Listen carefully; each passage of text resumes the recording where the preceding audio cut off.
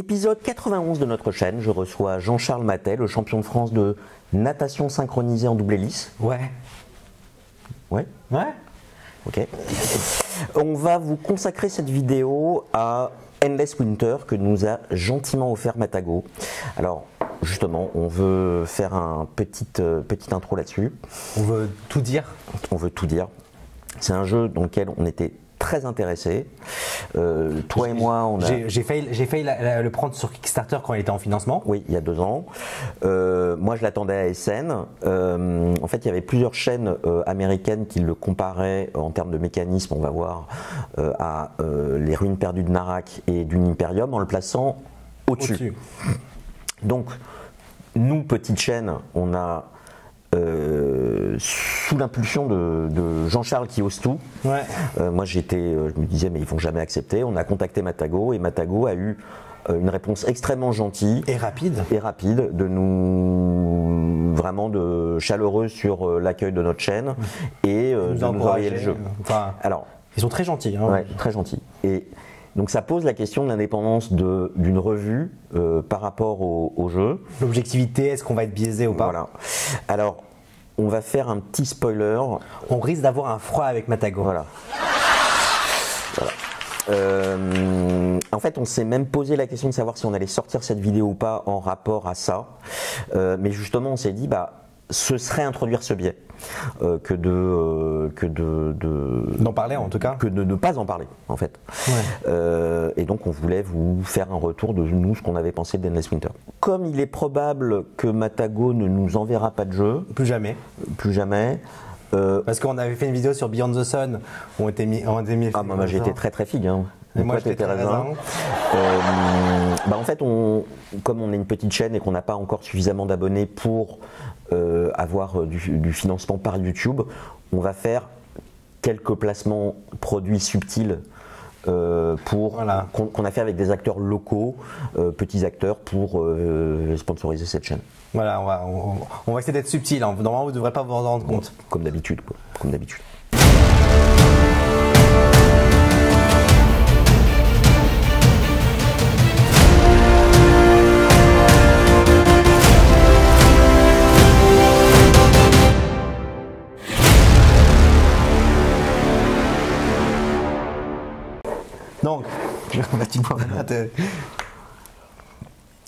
Donc, ce Coca Zéro est extrêmement rafraîchissant. Ouais, je trouve aussi. Qu'est-ce que c'est bon. D'ailleurs, on n'a plus tellement qu'on a tout dit. Alors, présentation rapide du jeu. C'est un jeu de pose d'ouvrier qui se fait accompagner de cartes, voilà. Donc un peu à la Dune. Et un peu à la Narak aussi. Un peu à la Narak, qui se joue en 4 manches. Chaque manche, on a 3 ouvriers. Ces ouvriers, on peut les placer sur 4 actions dans le jeu de base principal, plus une action personnelle. On a du déblocage de plateaux personnels.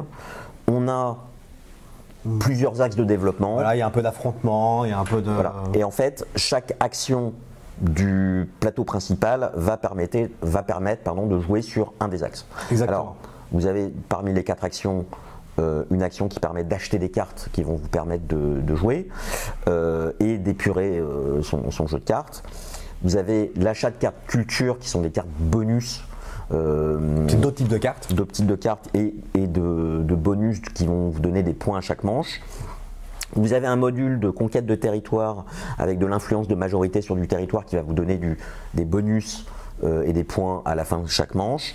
Et vous avez un module avec des animaux où vous pouvez chasser des animaux, soit pour faire du set collection, enfin des collections d'ensemble qui vont vous rapporter des points, soit vous allez tuer les animaux en cours de partie, ce qui vous donne des ressources. Exactement. Alors on va pas expliquer toutes les règles en détail. Il y a une vidéo de Fox ce jeu. Non, le renard ludique. Il y a une vidéo sur les jeux de chat qui est très complète et qui dure 40 minutes. Il y a aussi une vidéo justement très courte des renards ludiques qui est sortie le jour où on filme cette vidéo, qui est très bien parce que en 10-15 minutes il va vous donner un aperçu du jeu avec la structure du tour et c'est parfait.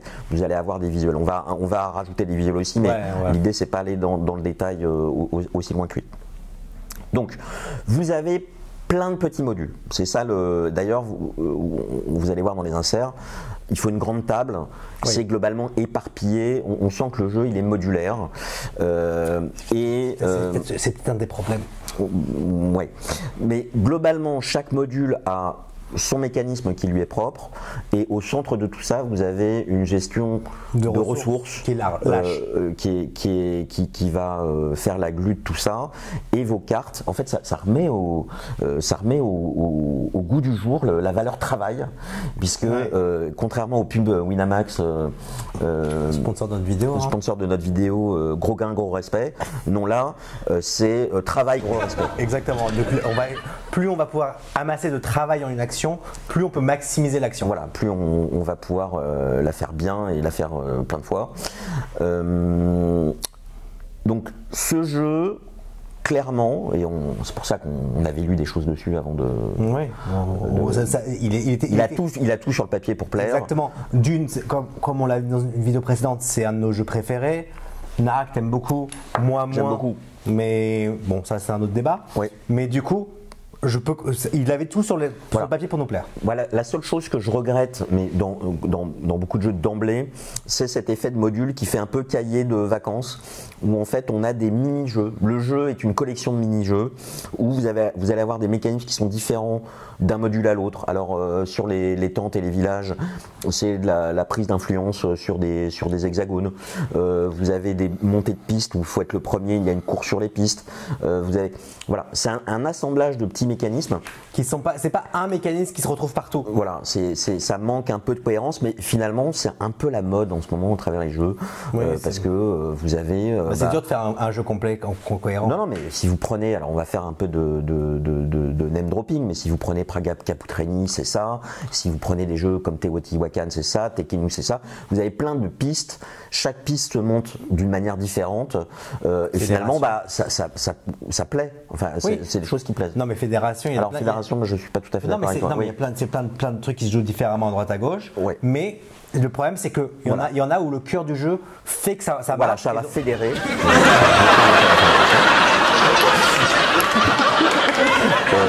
Et d'autres jeux où c'est un peu plus lâche en fait la relation entre les différents modules. Moi là je dis que c'est un peu dans la famille des jeux où les modules la connexion est un peu lâche. Voilà. Ok. Alors on a fait 5 parties. Non, on en fait 6. Ouais, 6 parties. On a fait 5 parties de la boîte de base à tous les nombres de joueurs, c'est-à-dire 2, 3 et 4 joueurs. Oui.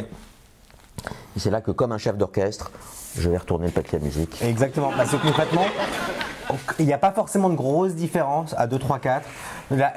À 3, la première place est plus importante. Enfin, Oui, en fait, le jeu fonctionne, je trouve qu'il fonctionne quand même plus à 3 et 4 qu'à 2, mais on ne peut pas dire qu'il ne fonctionne pas à 2. Oui.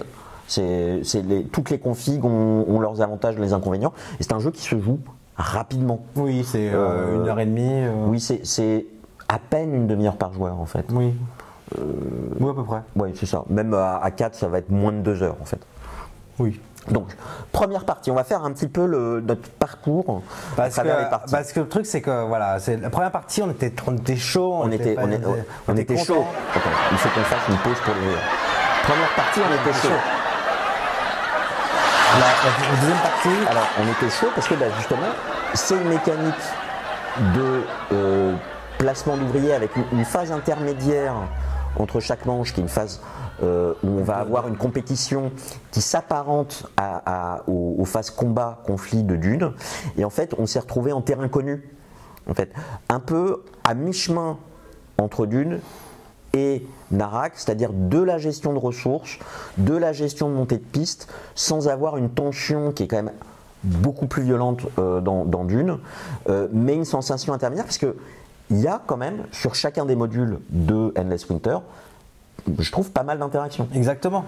Que ce soit les montées de piste où il y a une course pour savoir qui va être le premier, qui va empocher le plus de points, que ce soit sur cette influence de territoire. Bon, et après, enfin ça on en revient après. Le territoire, ce qui est dommage, c'est que c'est friendly. Donc si on est égalité, on gagne tous les deux les bonus. Oui. Donc il y a une compétition, mais qui n'est pas hyper violente. Ouais, c'est très gentil. Voilà. Et en fait, deuxième partie. Donc on l'a organisé avec plaisir. Voilà, on était content parce que moi personnellement je trouvais ça mieux que Narak. Je disais Joël aime beaucoup Narak et moi je disais franchement j'ai pas trop envie de jouer. Je préfère jouer à Endless Winter plutôt qu'à Narak. Ouais. Et moi j'étais partant pour refaire des parties d'Endless Winter, mais je trouvais que Narak tout de suite avait quelque chose de plus fini, de plus fluide. Plus subtil. Plus précis, et on va rentrer justement là-dedans. Voilà. Deuxième partie, là c'était, on a réussi à tout faire. Non mais tu sais qu'il est très bon ce Coca Zéro. Bah ouais, il y en a tellement, et c'est tellement bon qu'il n'y en a plus pour moi. Donc, le problème c'est que on a... Est-ce que tu veux un chewing-gum Hollywood fraîche? Parce que si je parle en mangeant, on va pas, déjà on comprend pas ce que je dis. Mais c'est dommage parce qu'ils sont très bons ces chewing-gum Hollywood. On est d'accord. Alors, du coup, ce qui se passe, c'est qu'à la fin de la troisième manche, on a été sur 4. On était en haut de toutes les pistes. Voilà, vous avez différents axes, en particulier le déblocage de votre plateau, où vous avez 3 villages à débloquer. Vous avez des monolithes à placer en pyramide sur une piste. Vous avez des pistes sur lesquelles monter. Et en fait, on s'aperçoit, comme tu le dis, qu'à la troisième manche, on est au maximum de tous les axes. Ouais, ou presque. Enfin, parce que concrètement, les huttes, à la fin de la première manche, souvent, je les ai déjà posées les deux. Ouais. Enfin, si je me concentre là-dessus. C'est simple, hein, il y a 4 manches, il y a 3 villages. À la première manche, on peut poser entre 1 et 2 villages. C'est-à-dire qu'il vous reste 3 manches pour poser entre 1 et 2 villages. Et c'est beaucoup. Voilà, et surtout que c'est des choses qui rapportent des points tous les tours. Voilà. Donc après, et on peut faire vraiment. Donc on arrive sur la partie où c'est trop facile, on a trop de ressources, on a juste trop de tout. Et après on se dit bon, je me refroidis un peu sur le jeu. Tu vois, Et donc, on a retrouvé qu'il y avait une gestion de ressources qui était beaucoup trop permissive, et en particulier à cause du fait que quand vous gagnez un bonus, il y a un ensemble de bonus, il y a une échelle de gain de bonus, vous pouvez opter pour gagner un bonus inférieur.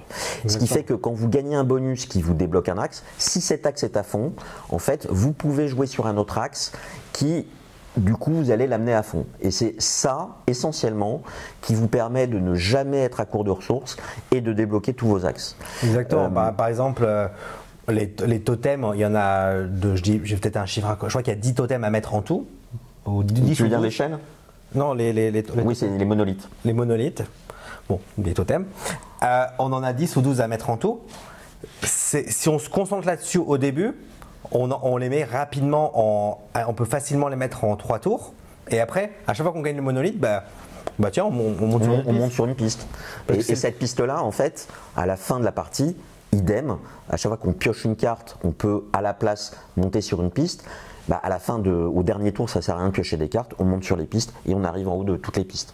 Donc il y a cette gestion de ressources et de bonus qui est beaucoup trop laxe et qui permet de monter trop vite, trop haut, ce qui fait que à la dernière manche, on va prendre des actions par défaut qui rapportent des points, typiquement aller piocher les animaux pour compléter ces collections d'animaux. Exactement. Et on s'est retrouvé à avoir des actions qu'on faisait plus du tout en dernière manche. Parce qu'on était déjà à fond sur les axes. On n'a plus de totem, on a plus de hutte à faire, quoi ça sert d'y aller. Ouais. Et par exemple, un truc qui est assez drôle, par exemple, il y a une carte que moi je trouve très forte, qui est le chaman, qui donne entre 1,5 de travail ou 3 en fonction de comment on la joue. Avec moi, ce que je fais, c'est que je remplis ma carte, mais j'achète que des chamans. Et au dernier tour, j'achète toutes les cartes culture. Les cartes culture, ça rapporte 2 points. Voilà, vous avez un marché de cartes culture qui ne bouge pas, qui permet d'avoir des bonus et des ressources. Ces cartes culture rapportent des points également. Et en fait, on ne recomplète ce marché de cartes, il y en a 8, qu'à la fin de la manche. Mais il est possible, grâce aux cartes chaman, de dire, dans mon tour, en un seul coup, je rase tout le marché. Et c'est ce qu'on appelle une Jean-Charles. Ouais, parce que j'ai fait ça les deux dernières parties. Et il fait ça, il abat toutes ses cartes chaman, il a 18 de travail ou plus, et il rase tout. Et ça fait énormément de points. Du coup, les cartes culture en général, ils valent déjà à peu près 2 points chacun, 1 ou 2 points chacun. Oui. Plus, quand on les joue, ça nous rapporte d'autres bonus qu'il nous faut. Oui, donc c'est un coup qui est trop fort. Donc justement, on parlait de cette carte chaman. il y a des cartes de chaque action qui permettent de bonifier des actions et vous avez des cartes chaman qui sont des cartes joker qui permettent de bonifier toutes les actions. Mais intuitivement, on pourrait se dire, chaque carte qui bonifie une action en particulier est plus forte qu'une carte chaman qui est plus polyvalente. Et en fait, non, la carte chaman, nous on l'a trouvée strictement plus forte que toutes les autres. Donc quand vous achetez des cartes, vous avez intérêt à acheter que des cartes chaman. Parce que là, il y a un problème d'équilibre. Parce que concrètement, en termes de… Les autres cartes, quand on les joue sur un emplacement dit, c'est 2 actions. Quand on les joue sur une autre emplacement, c'est un travail. Alors qu'un chaman, peu importe où on le joue, c'est 1,5. Et si on utilise une épée ou une hache, ça fait 3. Oui. Donc, on rentre peut-être un peu trop dans le détail par rapport à ce qu'on expliquait du jeu. Mais juste pour vous dire, là, mathématiquement… La carte est déséquilibrée. Ça s'entend. Et globalement, tout ça fait qu'on a une trop grande abondance de ressources. On se trouve souvent à prendre des actions qui rapportent des ressources et à en perdre parce que nos ressources sont déjà au maximum. Et en fait, il y a une telle abondance de ressources et, comme on vous l'a dit, laxité en termes de gestion de bonus et de ressources que, en fait, c'est même pas très grave. On n'est pas là à se dire mince, je perds une ressource que j'aurais pu utiliser, que j'aurais dû dépenser une ressource avant pour, comme on peut faire à d'autres jeux. Ouais. Là, non, on nous balance des sauts de ressources. C'est l'opulence à la préhistoire, quoi. Voilà. Et le résultat global de tout ça, c'est que à la 3e partie, on s'est dit le squelette du jeu est très bon, l'articulation, les méthodes d'action, mais le serrage de vis et les contraintes que nous apporte du jeu, ça nous a refroidi. Exactement. Alors, moi, ce que j'ai fait, c'est que je me suis dit, mais on s'est trompé dans les règles. Oui, c'est ce qui nous est déjà arrivé. Ce qui nous est déjà arrivé. Donc, je suis allé sur BGG et en fait… t'as relu les règles ? J'ai relu les règles plusieurs fois. Je suis allé sur Board Game Geek et effectivement, il y avait un topic, je le mettrai peut-être en commentaire dans la vidéo, où des gens se posaient la question de savoir par rapport à cette laxité d'échange de bonus, si on pouvait le faire tout le temps parce que ça paraissait trop puissant. Et là, une personne de la maison édition originale du jeu, Fantasia, a répondu, mais écoutez, parce que les gens cherchaient des règles maison, en fait, pour durcir ce jeu de base. Et la personne s'est étonnée en disant mais pourquoi est-ce que vous voulez faire des règles maison alors que justement on a fait un jeu de base qui était très accessible et en fait on sort des modules d'extension qui permettent de durcir chaque module pour les gens qui veulent quelque chose de plus compliqué. En fait les gens ont répondu à cause de l'argent. D'une part, c'est que chaque module additionnel va coûter entre 15 et 20 euros. En fait, il y a, je crois, 3 modules additionnels. Donc, pour avoir le jeu complet, il faut rajouter 50 euros de plus. Voilà, donc le double du prix de base. Non, un peu moins du double, mais malgré tout. Globalement. Voilà. Et l'autre raison qu'avait indiqué quelqu'un, et qui est très juste, c'est un jeu, vous allez acheter une extension quand vous êtes très content du jeu de base et que vous voulez aller plus loin. Exactement. Là, globalement, c'est 20%. Pas forcément pour pallier un problème du jeu de base. Normalement, l'ordre d'idée, c'est 20% des gens achètent une extension. Ouais. Si un jeu est sorti à 100 000 exemplaires, il y aura 20 000 personnes qui vont acheter une extension. Ouais. C'est ça le ratio normal. En tout cas, suite à la lecture de ce post, on a rejoué avec des règles maison. Et ces règles maison, ça a été justement cet échange de bonus, on ne le fait plus.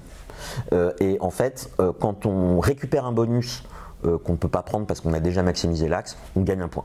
Voilà, ce qui rejoint d'autres règles du jeu, où quand on ne peut pas prendre de cartes, on gagne un point. Donc c'était cohérent par rapport aux autres règles. En fait, ça force malgré tout, même si ça reste, ça force malgré tout à avoir une gestion des ressources de base qui sont la viande et les outils plus fines. Voilà, c'est un poil plus dur. C'est un poil plus dur.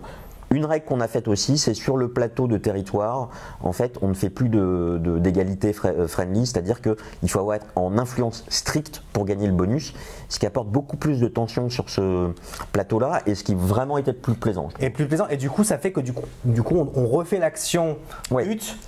Juste pour gagner le bonus. Pour gagner le bonus. Sinon, tout le monde est à égalité et on s'arrête là. Et on est amis, on a la préhistoire, on a mis l'ONU, tout le monde est content. Ouais. une règle qu'on n'a pas, toi tu as pensé plus tard. Ouais, j'y ai pensé ce matin tôt. Voilà, et en fait, je pense qu'il faut indispensable quand on joue au jeu de base, c'est globalement le jeu de base, vous allez commencer avec 2 nourritures et 2 haches, plus vos ressources. De carte de départ. De carte de départ et en fonction du premier joueur, de votre ordre du tour au commencement du jeu. Mais en fait, il faut commencer à 0-0 plus les ressources.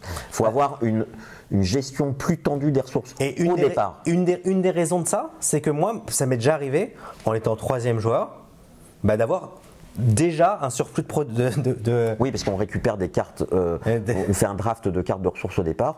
Vous avez déjà trop de ressources au départ. Moi, parce que c'est 5 et 5 le maximum, non c'est 6 et 6 le maximum au début, sur une ressource j'étais à 7, donc du coup, dès le début, avant même d'avoir gagné le jeu, j'étais déjà en surplus de... Si tu permets, je me mouche avec ces lotus qui sont extrêmement doux. Ouais. C'est très doux. Très doux. Donc ça a rendu le jeu plus intéressant. Malgré tout, on finit quand même par maximiser tous ces axes. Ça nous a pris un tour de plus. Non, même pas. Si. Ah oui, si, ça nous a pris un tour de plus. C'est-à-dire qu'on arrive, au lieu d'arriver au 3e tour et d'avoir maximisé ces axes et de se dire, on glandouille au 4e tour en prenant des animaux, on arrive à maximiser ces axes au 4e tour, ce qui est mieux, mais si on est des joueurs de haut, ce qu'on aime, c'est la frustration, la tension. Et là, il n'y a malgré tout pas assez de tension. Voilà, on aime quand ça se voilà, on est un peu sadomaso dans on aime résoudre un problème, un puzzle. Là, voilà. On nous dit mettre des ronds dans des ronds et c'est pas compliqué. Voilà. Qu'à cela ne tienne, comme on entendait beaucoup qu'il fallait les extensions pour que révéler vraiment le jeu, j'ai pris l'initiative d'acheter en anglais l'extension Cave Painting qui sera, j'ai vu en précommande dans différentes boutiques, qui s'appelle Peinture rupestre en français. Donc il y a 3-4 extensions. On a pris celle-là parce qu'apparemment c'était celle qui était le mieux pour équilibrer le jeu. Ça rajoute une action. Ça rajoute une 5e action et donc un autre mini-jeu qui est vraiment plus du rôle du... C'est du dessiné. Oui, c'est pas du roll and write, mais il y a un côté... c'est du dessiné, c'est gagné. C'est du dessiné, c'est gagné. Et en fait, on a 4 manches, on a un axe de plus avec 5 actions. On s'est dit, justement, on va avoir plus de choix et on va pas pouvoir maximiser tous ces axes en 4 actions. Et là, on était vraiment glacial parce que... Ouais, ça nous a gelé. Parce que concrètement, on gagne tellement d'effets avec les... C'est comme c'était une nouvelle extension, on s'est dit on va jouer cette action parce qu'on veut justement la tester. Et en fait, vous avez, quand vous entourez certaines parties du dessin, des revenus à chaque manche. Et ces revenus sont tellement puissants, tellement abondants, qu'on s'est retrouvé encore plus dans l'abondance de ressources qu'avec le jeu de base, au point que même si vous maximisez pas tous les axes, parce qu'on n'a pas joué animaux. Ah, on n'a pas fait animaux du tout. On n'a pas joué animaux du tout. On s'est retrouvé, mais on était comme dans le sens de la vie, Monty Python, complètement obèse de ressources et de nourriture et de marteaux. On a failli pas terminer le jeu. On a failli pas terminer la partie. Ce qui m'arrive très rarement de proposer ça. Parce que c'était encore moins stimulant en termes de contraintes, en fait. Voilà. Voilà, c'est dommage parce qu'on voulait vraiment. Honnêtement, j'étais prêt à dire ah là là, l'extension elle est essentielle, jouer qu'avec. C'était ça que j'avais prévu de faire, mais en vrai. Et en fait, moi, l'extension m'a fait un peu l'effet inverse. Ça m'a dit. J'ai plus du tout envie de jouer à Endless Winter. Parce que effectivement, Jean-Charles au départ disait moi tu n'aimes pas Narak. Je préfère jouer à Endless Winter qu'à Narak. Aujourd'hui, je pense que si je te présente Narak et Endless Winter, tu vas préférer Narak. Oui. Oui. Donc c'est ça qui est vraiment. C'est rarement qu'un jeu baisse à chaque fois niveau jeu par jeu. Ouais. Alors l'introduction de cette extension fait dire ça rajoute un module qui est trop puissant par rapport aux autres modules. Il faut rééquilibrer les autres modules. Mais justement, c'est ce que font les autres extensions. Et là, on arrive dans un problème qui est le problème du Kickstarter et la façon dont le jeu a été packagé. Voilà. Où en fait, c'est pas un jeu qui a été pensé pour ensuite avoir des extensions. C'est l'inverse, c'est que c'est un jeu complet qui a été réduit, qui a été découpé. Et en fait, ce que vous avez, c'est un jeu où soit vous jouez avec toutes les extensions et là, peut-être ça va se rééquilibrer. Exactement. Et même si vous prenez, je mettrai un insert de la carte, dans le jeu de base qu'on achète en France, il y a marqué étape de l'extension 1 et pour le scoring, toutes les extensions sont nommées. Donc ça veut vraiment dire que le jeu a été pensé pour être joué avec toutes les extensions, puis coupé. Ouais. Et en fait, les backers, donc ceux qui ont financé le projet, ont eu toutes les extensions au même prix que le jeu de base. Et eux, ils ont tout reçu en même temps. Et en fait, non, ils ont pas, c'était. Si. Non, c'était 120 balles. Hein. Avec tout. Hein. Je crois pas. Ah si, je te le dis, parce que j'ai failli le faire. Pour avoir toutes les extensions, c'était. Après, on dit que c'est moi qui te contredis. Hein. C'était concrètement là pour avoir tout, c'était le même prix. La raison pour laquelle j'ai pas pris le KS, c'était le même prix. C'était moins cher de l'acheter en France quand tout arrivait en France. D'accord. Oui, en plus, il y a la TVA, il y a les frais de port. Donc là, c'était du simple double, je l'aurais pris. D'accord. Ok. Je suis bon en économique. D'accord. Mais en tout cas. Mais tu vois, si on voulait parler du problème de certains KS. Parce que concrètement, il y a deux modèles économiques pour les jeux de société. Soit on sort un jeu, il marche, comme on va prendre par plus. Ah oui, avec ma belle peau. Moi, j'ai pas amené le L'Oréal. Ah mince. Donc, soit on prend un jeu et par exemple Dune, il marche. Dune Imperium. Et le jeu marche. Un an plus tard, il ressort une extension. L'année d'après, il ressort une extension. Et le jeu, pourquoi on a envie d'acheter l'extension? Parce que le jeu de départ, il est vissé aux petits oignons. C'est-à-dire que là, je te laisse voilà. Et donc du coup, c'est un modèle économique où les gens vont faire de l'argent sur le long terme avec le jeu. Et ils vont faire beaucoup d'argent sur le long terme. Il y a un autre modèle économique en disant, ok, le jeu, il va durer très peu de temps d'un point de vue économique. Par contre, on sort tout d'un coup, on sort le jeu, les extensions, toutes les extensions, les surextensions, la big box. Et ça, il y a Ankh, tout ce qui est sorti par Simon et ça. Et du coup, Simon, il y a Common, ça dépend des gens. Mais concrètement, on se retrouve avec un jeu avec 72 extensions. Donc c'est sûr qu'il va faire plus d'argent sur Kickstarter, il va faire plus d'argent des démarrages, mais en général ces jeux-là n'ont pas une longue durée parce ils vont faire long feu en fait. Ils vont pas faire long feu, c'est un double effet chaud-froid parce que tout d'un coup ça sort, tout le monde veut, on veut avoir toutes les extensions parce que on est un peu complétionniste, c'est un peu notre problème, mais on se retrouve déjà pas forcément à jouer les extensions ou quand c'est obligatoire, quand le jeu a été découpé. Donc, du coup, on joue avec les extensions parce que sinon, on joue pas au vrai jeu. Donc, et ça, franchement, je trouve que ça ne devrait pas exister. Et il y a un autre souci qui. Alors, moi, je fais de la photo. Ouais, il y a un indice, vous pouvez trouver son site avec son nom et son prénom. Mais j'utilise un pseudonyme. En fait, quand vous faites de la photo, vous avez les objectifs avec ce qu'on appelle des focales fixes où vous voyez ce que. Voilà, vous ne pouvez pas zoomer. Si vous avez des zooms, et les zooms avec les zooms, vous pouvez zoomer. Globalement, vous avez des blocs optiques. Donc le problème quand il y a des jeux comme ça avec plein de modules qui sont interchangeables, vous avez un problème d'équilibre qui est difficile à trouver parce que vous vous retrouvez dans une espèce de voiture, vous savez, les vieilles voitures les françaises, ça fait 20 ans que vous roulez dedans, quand vous roulez, les trucs sont mal vissés, il y a du bruit partout. Globalement, c'est un jeu, par son côté modulaire, on peine à trouver le point où tout a été vissé de manière nickel. Exactement.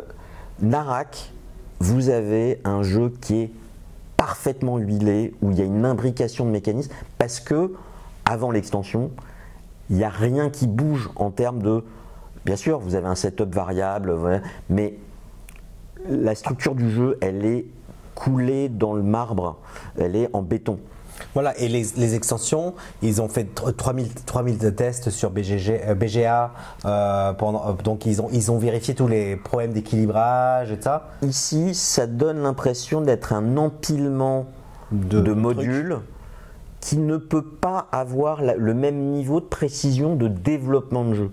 Voilà, et alors ce qui est bizarre, c'est qu'on a l'impression qu'on dit ça, mais ils ont quand même eu 2 ans et demi de retard. Ouais. Ils devaient sortir avant Dune. et avant Narak. à Narak.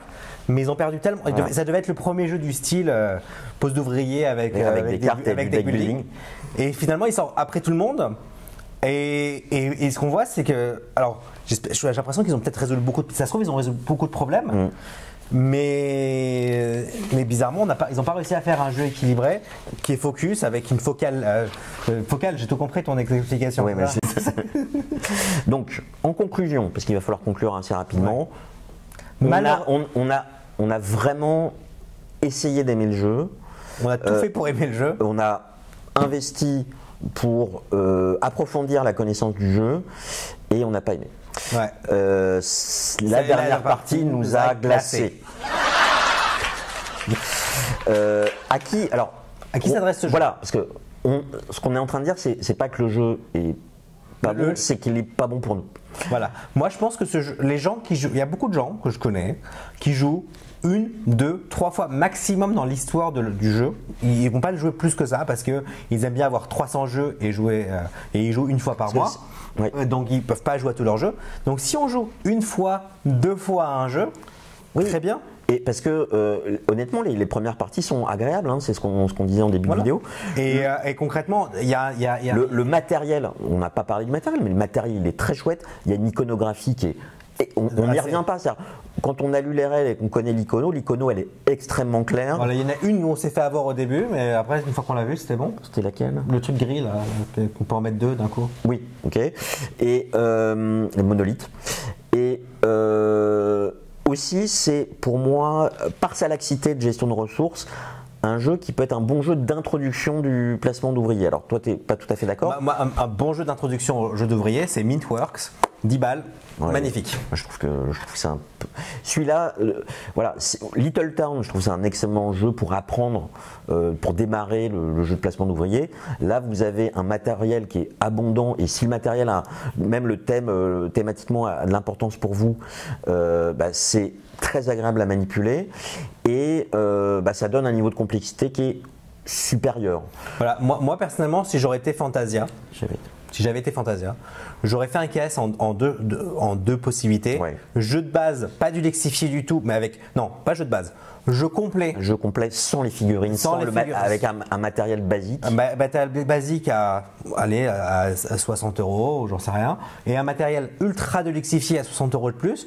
Il y aurait beaucoup de gens qui l'auraient acheté quand même. Oui. Ça n'aurait pas changé un peu comme Dune Imperium. Dune Imperium, vous avez le jeu est sorti en version avec des petits cubes pour les soldats. Et puis vous avez la version Deluxe Premium où vous avez des petites figurines et tout ça. Qui rend le jeu moins lisible.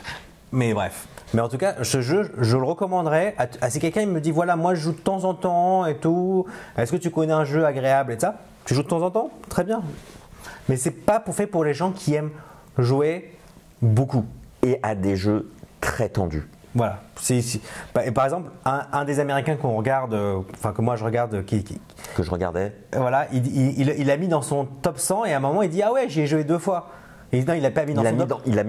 Il est en 21e position. 21e position. De son top 100. De tous les temps. Donc c'est.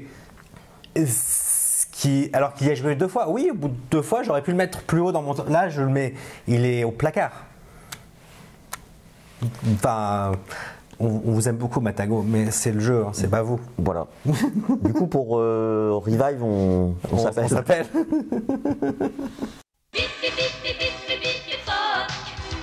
Dans l'Antarctique, t'es le roi des phoques. Bip, bip, bip, bip, bip,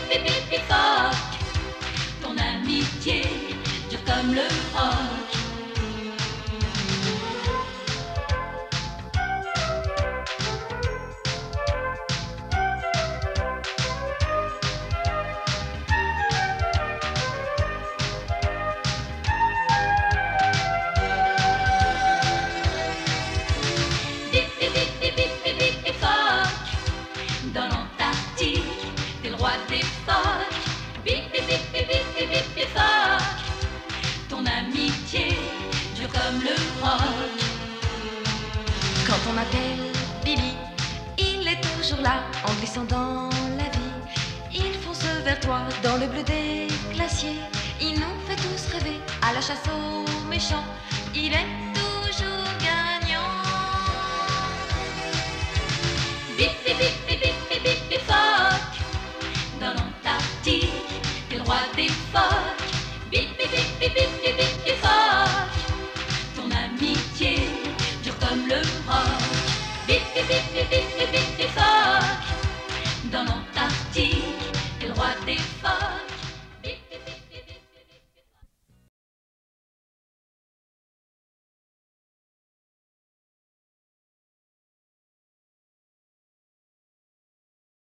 mais on est un peu long, je pense. Il faudra probablement que tu fasses des coupes. Oui, donc ça.